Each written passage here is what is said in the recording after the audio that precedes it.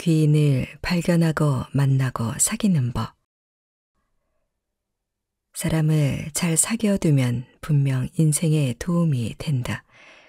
그런데 아무나 만나서는 안 되고 쓸만한 사람을 만나고 사귀어야 한다. 문제는 쓸만한 사람이 어떤 사람인지를 판단하는 것이 쉽지 않다는 것이다. 돈과 권력이 있는 사람에게 접근해야 할 것인가? 아니면 인격자를 가까이해야 할 것인가? 예로부터 사람을 가려서 사귀어야 한다는 말이 있었지만 뚜렷하게 어떤 사람을 사귀라는 것인지는 지칭하지 않았다. 공자는 이렇게 말했다. 말할 사람과 말을 하지 않는 것은 사람을 잃어버리는 것이요. 말하지 않을 사람과 말을 하는 것은 말을 잃어버리는 것이다. 군자는 사람도 말도 잃지 않는다. 공자님 말씀에 알 수 있는 것은 필요 없는 사람과 긴 말하지 말라인데, 필요 없는 사람이란 돈 없는 사람을 일컫는 것은 분명 아닐 것이다. 말해야 할 사람과 말하라는 것은 쓸모 있는 사람과 말하라는 것이지만 쓸모 있는 사람이 힘 있는 사람은 확실히 아니다. 그렇다면 도대체 누구와 말을 하라는, 즉 사귀라는 것인가? 일견 어려운 문제 같다. 하지만 잠깐 생각해보면 이러한 지침의 속뜻을 알 수 있다. 우선 말을 하지 않아야 할 사람은 누굴까? 비록 힘과 권력이 있는 사람이라 할지라도 인간 됨됨이에 문제가 있고 싸가지가 없다면 상종하지 말라는 것이다. 왜냐?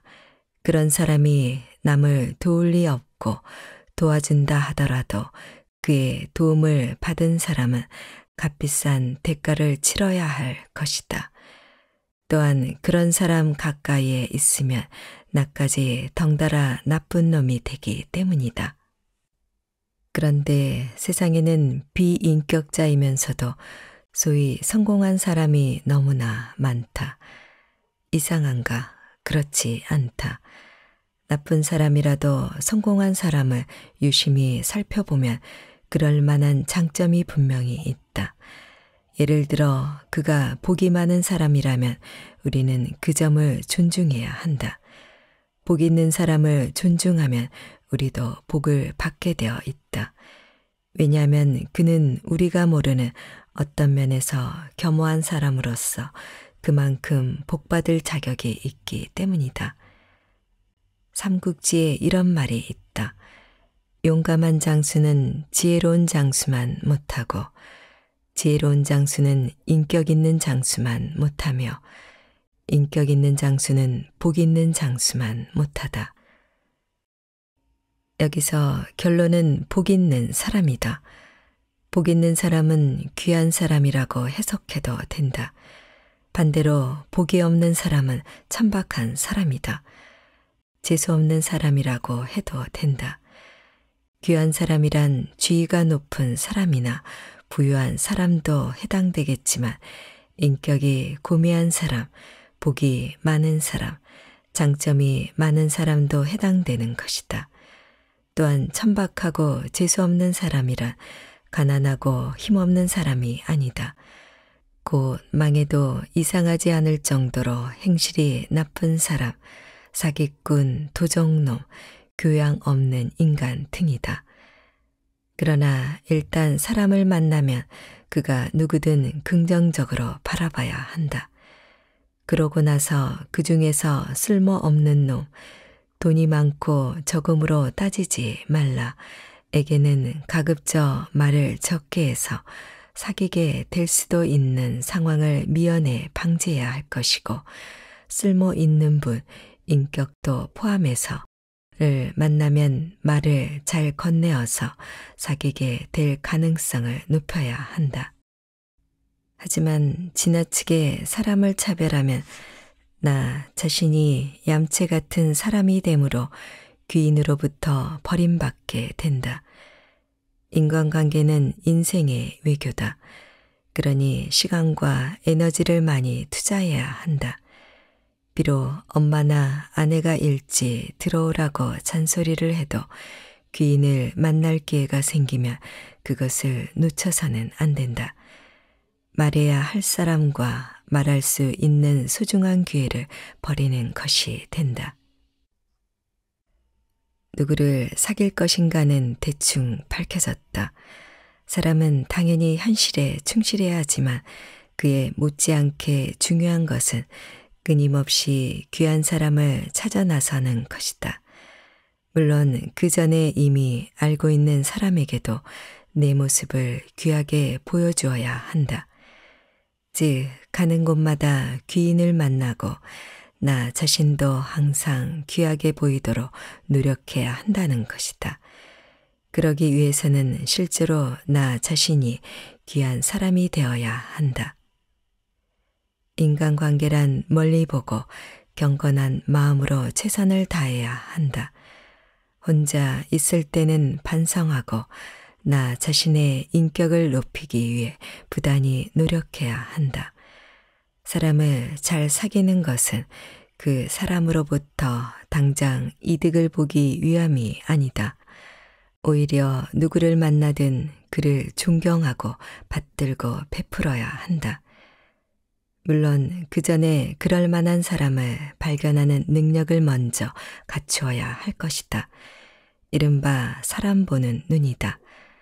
그리고 귀한 사람을 봤다면 반드시 그에 걸맞은 외교력을 발휘해야 한다. 먼저 주는 자가 먼저 이긴다. 엘은 오랜 세월 동안 생선 다루는 기술을 배워 자그마한 식당을 차리게 되었다. 고급 일식집은 아니었고 그저 수족관에 생선을 받아서 즉석에서 회를 떠서 파는 미니 횟집이었다. 처음에 엘은 큰 어항에 생선을 잔뜩 준비해서 의욕적으로 장사를 시작했다. 그런대로 손님이 약간은 있었다. 그런데 문제가 생겼다. 갑자기 생긴 문제라기보다 처음부터 있었던 문제다. 산지에서 직접 공급받아서 파는 생선은 마리당 마진이 넉넉했다. 원가의 5배 정도를 받았다. 그런데 그날 팔지 못한 생선은 버려야 하니 마진율이 급격히 떨어졌다. 이렇게 저렇게 따져보니 결국 전체적으로 적자였다. 그래서 엘은 생각했다. 받아오는 생선의 양을 줄여서 버려지는 양을 줄이자고. 물론 손님이 많아지면 생선 공급량도 늘 요량이었던 것이다. 그런데 생선의 양이 줄어들자 진열 효과도 줄어들고 손님의 기호도 다 충족시킬 수 없었다. 이런 문제 때문에 손님이 줄어들기 시작했다. 난감한 일이 아닐 수 없다. 수족관을 가득 채우면 제법 손님은 있지만 폐사하는 생선이 늘어나고 이를 줄이려고 생선의 양을 줄이면 손님까지 줄게 되니까 말이다. 엘은 이 문제로 그 분야의 전문가에게 자문을 구했다. 전문가는 말했다. 생물 장사는 원래 어려운 것입니다. 방법은 한 가지밖에 없습니다. 생선을 잔뜩 준비하는 것이지요. 수족관이 가득 차면 손님은 늘게 마련입니다. 물론 죽는 생선도 많아지지요. 그래도 생선의 양은 늘 넉넉하게 유지해야 합니다. 손해를 좀 보겠지요. 하지만 어쩔 수 없습니다. 견딜 수 있을 때까지는 해봐야죠. 그러다 손님이 많이 늘어나면 성공한 것입니다. 하지만 손해가 늘어나서 견딜 수 없으면 이 사업은 접어야 하는 것이지요. 요점은 하나입니다. 처음엔 손님을 위해 많이 준비합니다.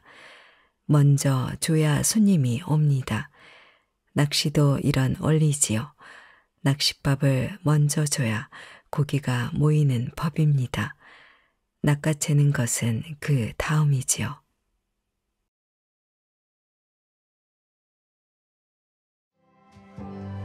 지금 곁에 어떤 사람이 있습니까?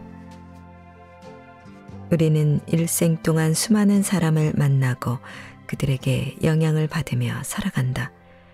가족, 친구, 배우자 직접 만난 적은 없지만 정신적 롤모델이 되는 사람까지 여러 사람이 우리에게 영향을 준다. 그들 중에는 부모처럼 선택할 수 없는 사람도 있지만 친구나 배우자처럼 직접 선택할 수 있는 사람도 있다. 이 책에서는 우리가 인생에서 선택할 수 있는 7부류의 사람들에 대해 말하고자 한다. 인생에서 목표를 향해 열심히 노력하며 사는 것만큼이나 중요한 것이 바로 누구와 관계를 맺느냐 하는 것이다. 인생의 각 단계에서 누구와 동행하느냐에 따라 삶의 모습은 크게 달라지기 때문이다. 한 사람의 인생은 어쩌면 사람에 의해 결정된다고 해도 과언이 아니다. 누군가 인생의 3가지 불행은 학창 시절에 관심 없는 분야를 전공하는 것, 직장에서 나쁜 상사를 만나는 것, 사랑하지 않는 배우자와 사는 것이라고 했다.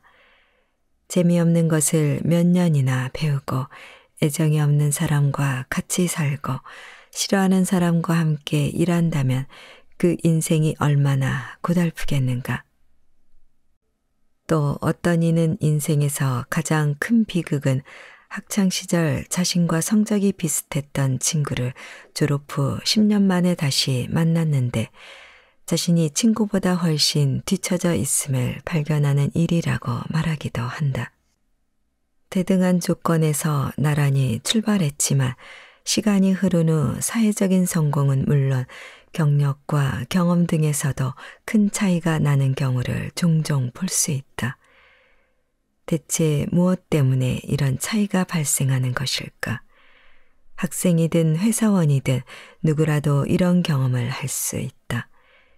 예전에는 자신과 비슷한 출발점에서 혹은 자기보다 조금 늦은 출발점에서 시작했지만 시간이 흘러 현재는 자신보다 훨씬 앞서 있는 누군가를 보면 자괴감과 당혹감을 느낄 수도 있을 것이다.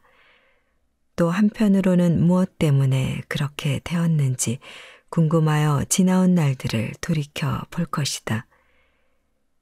나는 지금까지 어떻게 살아왔기에 이렇게 되었을까? 지금까지 다양한 사람들을 만나면서 내가 소중한 기회를 놓친 일은 없었을까? 인생을 변화시키려면 앞으로 어떤 사람들과 사귀어야 할까? 사람을 보는 안모. 미국의 유명한 심리학자이자 아이비리그에서 학생들을 가르치는 내 친구 하워드 뉴먼은 20년 전부터 사람이 어떻게 지속적으로 성장할 수 있는지에 대해 연구하고 있다. 그는 비즈니스 리더들을 위한 관계 기술에 집중하는데 특히 사람과 사회를 바라보는 안모, 즉 통찰력의 중요성을 강조한다. 사람이 더 발전하는데 통찰력이 큰 힘이 된다는 사실을 알기 때문이다. 뉴먼은 학창시절에는 그 능력과 조건이 대동소이했던 사람들이 세월이 흐르면서 큰 차이를 보이는 것에 대해 이렇게 말했다. 우리에게 특별한 힘을 주는 사람들이 있다. 우리 인생은 그 사람들에 의해 결정된다고 해도 과언이 아니다. 어떤 이는 지혜로운 안목으로 자신에게 도움이 되는 사람을 선택한다. 그런데 어떤 이는 스스로의 꽃을 활짝 피우고도 꿀벌이나 나비가 아니라 꿀을 훔쳐가는 도둑에게 손짓을 하곤 한다. 그렇게 행동하는 원인은 바로 판단착오에 있다. 사람을 보는 안목이 없으면 자신에게 도움이 되지 않는 사람에게 부정적인 에너지를 얻어 인생을 더 힘들게 만들 뿐이다. 그런데 안타까운 사실은 기회를 놓치면 반드시 그에 대한 대가를 치러야 한다는 것이다. 그리고 나중에 그 기회보다 훨씬 더 큰 것을 희생해야만 손실을 만회할 수 있다. 사람을 만나는 일 역시 그러하다. 좋은 사람을 만나 좋은 기운을 얻는 것, 그리고 자신 또한 그런 사람이 되기 위해 노력하는 것, 이것이 인간관계의 가장 중요한 원칙이다. 인생에는 언제나 자신을 일깨워줄 사람이 필요하다. 누가 그 역할을 해주는지는 인생의 각 단계마다 모두 다르다. 좋은 사람들에게 깨달음을 얻으면 이전과는 다른 삶을 살 수 있다. 이것이 관계에서 얻는 가장 소중한 가르침 중 하나다. 사실 사람들이 가지고 있는 재능에는 아주 큰 차이가 없다. 어릴 때는 남들보다 특출난 능력이나 지혜를 가진 사람도 드물고 정말 바보처럼 어리석은 사람도 드물다. 신은 모든 인간에게 비슷한 수준의 지혜와 능력을 부여했다. 스스로 선택할 수 없는 가정 환경을 제외하고 그 외의 것들은 자신이 고군분투한다면 충분히 바꿀 수 있다. 인생이라는 경기장에 들어갈 때는 누구나 혼자다. 이 기나긴 경주에서 만약 누군가 앞에서 끌어주고 뒤에서 밀어준다면 남들보다 조금 더 빨리 더 좋은 방법으로 더 멀리까지 갈 수 있을 것이다. 하지만 그렇게 자신을 도와주고 의지를 북돋아줄 사람을 찾지 못한다면 젖먹던 힘까지 짜내어 달려도 겨우 턱걸이 정도만 할 수 있을지도 모른다. 외롭고 고된 분투기가 사람들의 감성을 자극하고 환호를 받을 수도 있겠지만 이건 너무 큰 모험이다. 그렇게 모든 장애물을 뛰어넘어 성공이라는 최종 목적지에 도달할 확률은 지극히 낮을 것이다. 혼자 달리다가 돌부리에 걸려 넘어지기라도 한다면, 그리고 그 순간에 손을 잡아줄 누군가가 없다면 세상살이는 너무나 힘들어질 것이다. 어떤 이들은 그때그때 필요에 따라 사람을 사귀면 그만이지 5년 후 혹은 더 멀리를 내다보고 관계를 맺을 필요는 없다고 말한다. 내일 당장 무슨 일이 일어날지도 모르는데 먼 미래를 내다보고 계획을 세우는 게 무슨 소용이 있습니까?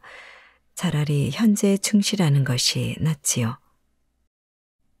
내일 아침에 2만 원을 벌기 위해 지금 1만 원을 쓸 수는 있어도 2년 후에 1,000만 원을 벌기 위해 지금 500만 원을 쓸 수는 없다는 논리다.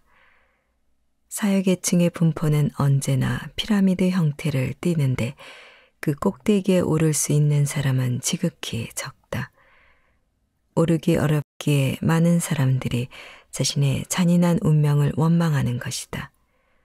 하지만 그렇다고 노력하지 않는다면 위로 올라갈 기회는 절대 찾아오지 않는다. 주변에 도움을 주는 사람이 있다는 것. 성공한 사람들은 자기 인생의 각 단계에서 도움이 되는 사람을 만나 그들의 힘으로 자신의 잠재력을 자극함으로써 갖가지 장애물을 뛰어넘는다. 미래를 위한 기회에 기꺼이 투자하고 성공을 위한 발판을 다진다. 물론 이런 도움이 경험, 인맥, 자금 등 눈에 보이는 물질적인 차원에 국한되는 것만은 아니다. 타인의 도움을 단순히 물질적인 이득만으로 환산할 수는 없다. 그보다는 생각을 일깨우고 나아갈 방향을 제시해주며 결심을 확고하게 해준다는 점이 더 중요하다. 성공한 사람들은 인생의 각 단계에 여러 사람의 도움을 받으며 내면적으로 성숙해지고 자기 도약을 할 수 있는 힘을 기른다. 주변 사람의 도움으로 갖가지 장애물을 뛰어넘기도 한다. 이런 방법을 배운다면 우리같이 평범한 사람들도 자기 성장의 계기를 찾을 수 있게 되지 않을까. 내가 성공한 사람들과 가까이 지내며 배운 것은 인생의 각 단계에서 어떻게 사람을 판단하고 사귀어야 하는지, 또 어떤 관계가 도움이 되고 어떤 관계는 멀리야 하는지에 대한 것이었다. 우리는 살면서 많은 사람과 두루두루 잘 지내라, 좀 더 넓은 인맥을 쌓기 위해 노력해라는 말을 자주 듣지만 사실 성공한 사람들은 그렇지 않았다. 그들은 자신에게 꼭 필요한 사람들과 좋은 관계를 깊이 맺기 위해 노력하는 데 더 공을 들였다. 그리고 그 관계는 대략 7가지 정도로 정리되었다. 어린 시절의 친구, 대학교 때 만나는 멘토, 직장 동료, 상사, 사업 파트너, 평생지기, 그리고 배우자까지 이들이 바로 자기 인생에서 가장 중요한 7사람에 속한다. 이들은 우리가 위험을 피하고 더 성장할 수 있도록 도와주며 인생의 방향을 제시해주고 막강한 사회적 자원을 부여해주기도 한다. 때로는 손을 잡고 더 높은 곳으로 올라설 수 있게 해주고 밖에서 지친 몸과 마음을 달래고 감정적으로 의지할 수 있도록 도와준다.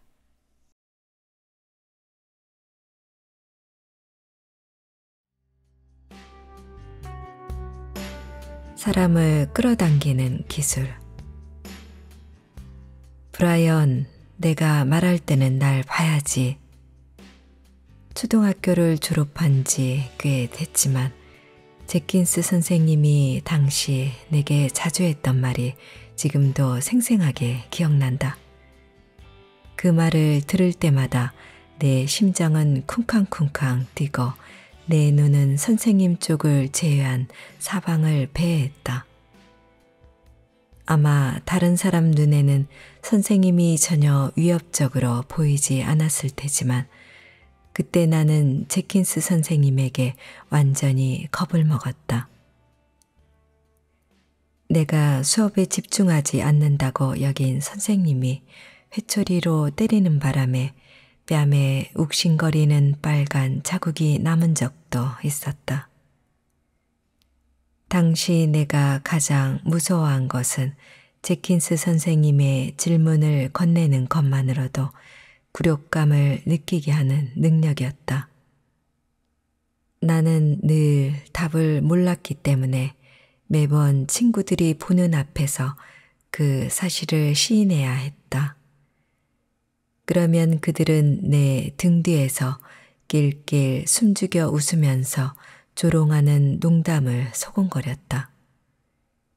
매를 맞는 것보다 더 큰 상처였다. 나는 매일 아침 학교 가는 게 두려웠다.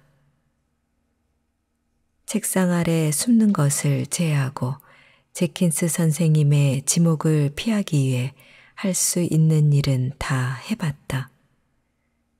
선생님이 질문을 던진 다음 답변할 사람을 찾아 교실을 쭉 둘러보면 고개를 돌리거나 억지로 기침하는 척을 했다. 화장실에 다녀오겠다느니, 배가 아프다느니, 심지어 발가락이 부러졌다느니 온갖 핑계를 다 대보기도 했다. 그 중에서도 내가 주로 선택한 회피술은 시선 피하기였다. 선생님이 질문하면 나는 못 들은 척 계속 천장이나 칠판이나 내 발을 쳐다봤다. 선생님을 쳐다보지 않으면 선생님도 내게서 시선을 돌릴 거라고 생각했다. 어쩌면 나를 불쌍히 여겨 다른 사람에게 질문을 넘길지 모른다고도 생각했다. 하지만 이런 시도가 항상 성공을 거둔 건 아니었다. 당시 나는 학교 생활을 따라잡기 힘들었다. 읽는 게 너무 어려웠기 때문이다. 글자를 봐도 전혀 이해가 안 됐고 책에 적힌 기호를 내가 아는 언어와 연결시킬 수 없었다. 지금 와서 생각해보면 난독증을 앓았던 것이었지만 불행히도 그때는 이런 병에 대한 인식이 보편적이지 않은 시대였다. 집안 분위기도 전혀 도움이 되지 않았다. 학교에서 간신히 하루를 버티고 집에 돌아오면 부모님이 다투고 있는 경우가 많았다. 때로는 서로에게 목청껏 소리를 질러대기도 했는데 그 주제는 대개 날 어떻게 할 건지, 1년 유급을 시켜야 하는지 등에 관한 것이었다. 하지만 부모님이 나에게 직접 그런 이야기를 하지는 않았다. 한마디로 어린 시절 나는 거의 항상 외로움과 불안감을 느꼈다. 하지만 고등학교에 입학하면서 어느 정도 자신감을 얻고 공부에 대한 생각을 바꿀 수 있었다. 사랑하는 소녀 할머니 덕분이었다. 147cm의 전형적인 유대인인 할머니는 항상 나를 믿어주고 내가 잘하는 분야를 키워주려고 애썼는데 그중 하나가 의사소통 능력이었다. 나는 항상 읽는 것보다 말하는 걸 더 잘했다. 소냐 할머니는 내 손을 잡고 그레이저, 넌 말하는 재능을 타고났어. 한번 시작하면 멈출 줄을 모르는구나 라고 말했다. 그리고 궁금한 게 있으면 항상 물어봐야 한다고도 했다. 소냐 할머니의 메시지를 내면에 새길수록 나는 학교에서 당당해졌다. 수업 시간에 질문을 던지고 자발적으로 토론에 참여했다. 선생님을 피하기는커녕 그들과 적극적으로 인연을 맺었다. 그 결과 대화 중에 말하는 사람을 쳐다보면 내용을 이해하기 더 수월하다는 걸 깨달았다. 고등학교를 졸업하고 서던 캘리포니아 대학교에 입학했다. 판이 커진 만큼 더 잘해야 한다는 압박감이 심해졌다. 대학은 지금까지와 완전히 다른 무대였다. 졸업 후 세상에 나가 성공하기 위해 필요한 것들을 완전히 체득하려면 이전보다 훨씬 적극적이고 영리하게 행동해야만 했다. 나는 곧 원하는 것을 얻어낼 방법을 터득했다. 바로 교수들과 더 친하게 지내는 것이었다. 강의가 끝나면 교수에게 다가가 질문하고 사무실에 찾아가 배운 내용을 토론했다. 서로 얼굴을 마주 볼 수 있는 친밀한 환경에서 질문을 하다 보니 수업이 새로운 방식으로 다가오는 느낌이 들었다.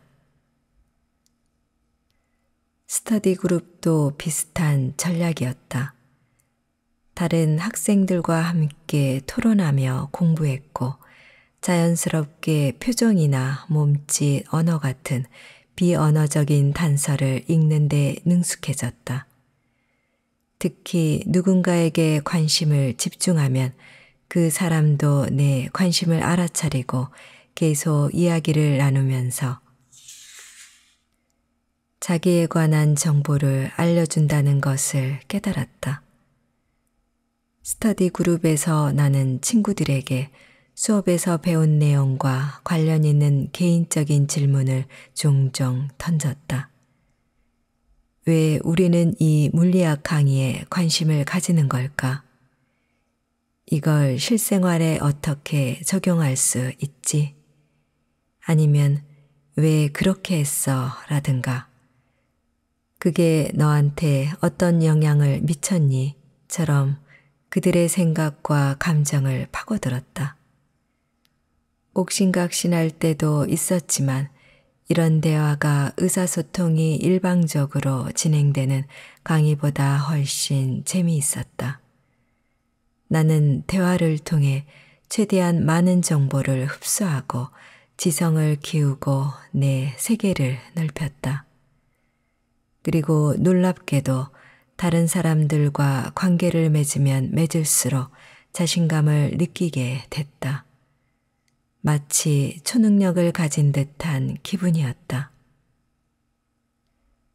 새로운 사람을 만날 때마다 식견이 넓어진다는 교훈을 깨닫고 나자 인생이 확실히 더 좋은 쪽으로 변하기 시작했다.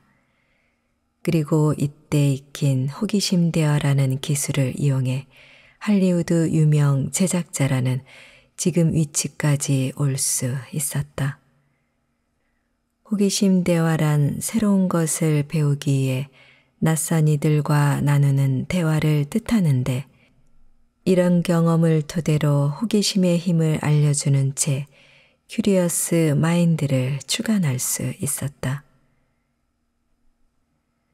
첫 책을 내고 나는 호기심 대화가 내 인생에서 어떻게 그렇게 효과적으로 영향을 미쳤는지 생각해 봤다. 그 결과 다양한 요소 중에서도 누군가와 연결되는 능력, 즉 그들의 눈을 바라보면서 내가 진지하게 이야기를 듣고 있고 그들에게서 뭔가를 배우고 싶다는 신호를 보내는 능력 덕분이라는 걸 깨달았다. 이것은 내가 살면서 배운 가장 중요한 기술이기도 했다. 나는 인간관계의 장점과 그를 다루는 노하우를 전부 개인적 경험과 본능을 통해 익혔다. 소통이 인생을 바꾼다는 내 주장을 뒷받침하는 설득력 있는 연구도 있다. 예컨대 하버드 대학교 연구원인 로버트 월딩거 박사는 가족, 친구, 지역사회와 밀접한 연결된 사람은 그렇지 않은 사람들보다 더 행복하고 건강하며 오래 산다는 것을 알아냈다. 또 다른 연구에서는 원만한 인간관계가 뇌를 보호해 기억을 더 선명하고 오랫동안 유지시킨다는 결론을 도출했다. 이것은 인간관계를 유지하는 것이 운동이나 좋은 식단만큼 중요하다는 걸 뜻한다. 이처럼 인간관계는 건강, 행복, 성공에 중요한 역할을 하지만 현대인들은 이를 점점 잊어버리는 듯하다. 요즘 우리는 우리 앞에 있는 사람을 제대로 바라보는데 시간을 들이지 않는다.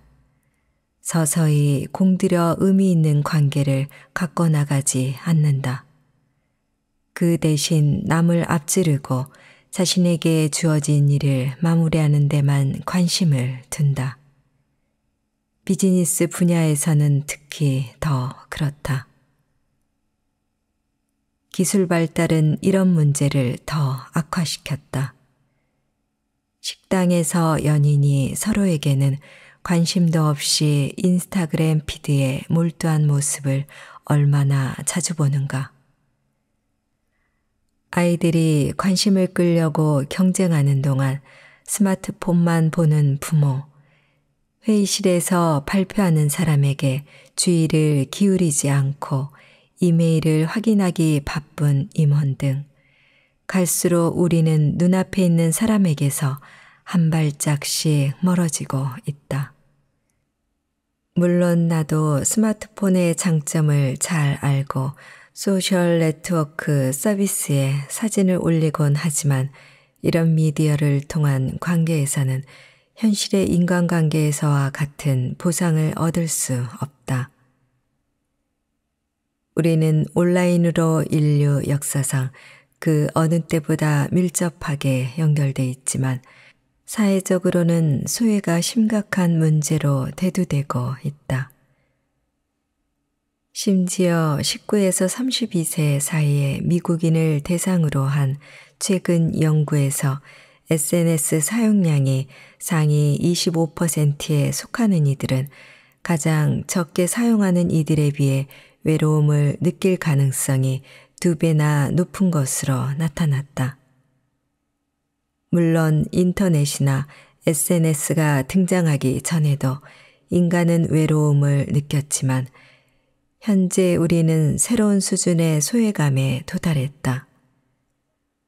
오늘날 미국인 중 거의 절반이 외롭다고 이야기하며 영국에서는 외로움부 장관 임명을 승인할 만큼 문제가 심각하다. 요즘 사람들은 진정한 관계와 소속감, 인정에 굶주려 있다. 왜 이런 외로움을 느끼는 걸까? 상대의 눈을 바라보지 않기 때문이다. 스마트폰에 주의를 기울이고 온라인으로 소통하는 것에는 손실이 엄청나다. 다른 사람과 충분히 눈을 맞추지 않는 아기는 신경질환이나 뇌질환에 걸릴 위험이 크고 시선을 잘 맞추지 못하는 어린이와 어른은 대체로 남들보다 심리적인 문제가 많다는 연구 결과도 있다. 하지만 이런 연구 결과까지 동원할 필요 없이 초등학교 때 내가 선생님을 쳐다보지 않으려고 애쓰는 사이 놓친 게 얼마나 많은지 생각해 보면 타인과 눈을 맞추는 것이 인생에 얼마나 큰 영향을 미치는지 알 수 있다. 상대방의 눈을 바라보는 행동은 와이파이와 같다. 와이파이가 우리를 인터넷에 존재하는 무한한 정보와 연결시켜 주는 것처럼 눈을 맞추면 무한한 가능성이 열린다. 단 한 번의 눈짓만으로도 누군가의 관심을 사로잡고 관계를 시작하고 매력에 불을 붙이고 진정한 인연을 만들 수 있다. 상대와 눈을 맞추면 적극적인 청자가 될 수 있을 뿐만 아니라 자기 인식 수준도 높아진다. 그러면 내면의 힘이 생기고 그 자신감이 다시 사람들을 끌어당긴다. 눈을 맞추자. 주변을 두리번거리는 사람에게 마음을 열고 싶어 하는 사람은 없다. 스마트폰을 쳐다보는 사람에게 속마음을 털어놓고 싶어 하는 사람도 없다. 진심을 담은 눈빛은 집중하고 있다는 신호다. 이는 내가 상대를 중요하게 여기고 있다는 것을 보여준다. 눈 맞춤은 호기심, 신뢰, 친밀감, 공감, 취약성 등 의미 있는 관계에 꼭 필요한 모든 요소를 손에 넣기 위한 시발점이다. 누군가의 눈을 진지하게 들여다보는 것은 곧 내가 그를 보고 있고 그의 인간적인 부분을 인정한다는 것을 의미한다. 나아가 눈 맞춤은 상대방도 우리를 알아가고 싶게 만들어준다. 내 주장이 개인적인 관계에만 효과가 있는 것처럼 들릴지도 모르지만 내 경험에 따르면 눈을 맞추는 것은 모든 상황에서 효과를 발휘한다. 누군가의 눈을 바라보는 사소한 행동은 새로운 직장을 얻고 동료들의 신뢰를 받고 진행 중인 프로젝트를 승인받을 때 결정적으로 작용할 수 있으며 경력 전체를 좌우할 수도 있다. 차분하게 눈을 들여다보는 사람에게는 진심을 느낄 수 있고 눈 맞춤은 그를 기억하게 만든다. 이처럼 끝없이 바쁘고 산만하게 움직이는 이 혼란스러운 세계에서 시선 맞추기는 최고의 차별화 요소다. 간단한 실험을 하나 해보면 내 말이 무슨 뜻인지 이해할 것이다.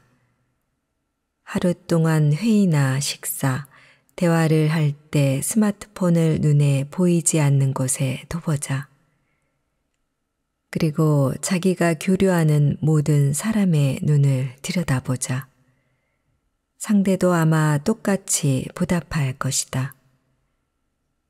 누군가의 눈을 똑바로 바라보는 일은 돈도 들지 않고 특별한 장비도 필요 없다.